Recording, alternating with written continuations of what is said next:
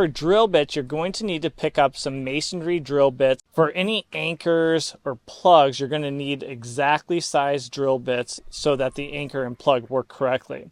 Now, if you have your standard cordless drill, you're going to want to get one that will go into your standard chuck here with no fancy design here on the end. And what do I mean by the fancy design? Well, once you get into the rotary hammer drills, you often are going to have a completely different design, and this is called SDS Plus. What this design does, it actually holds the bit within the chuck, so it will translate the rotation for the drilling force, but it also allows back and forth movement, and that's where that piston translation for the chipping force comes from for the hammer function.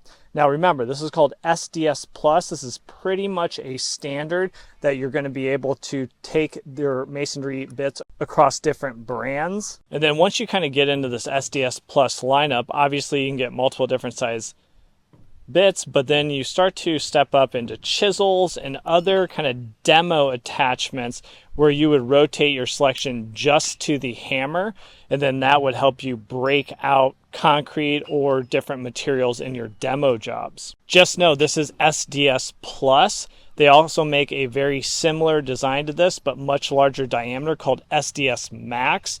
So if you rent a very large hammer drill, you might need to get the SDS Max. So just be careful to make sure you understand, is it SDS Plus or is it SDS Max? So hopefully now you have a little better understanding and you can select the right masonry bit for your project. Now, just as important, you want to have the right hammer drill, and there are a lot of different options out there. Check out this video right here. I'll walk you through the top 3 options and kind of some pros and cons so you can get the right one for your own project.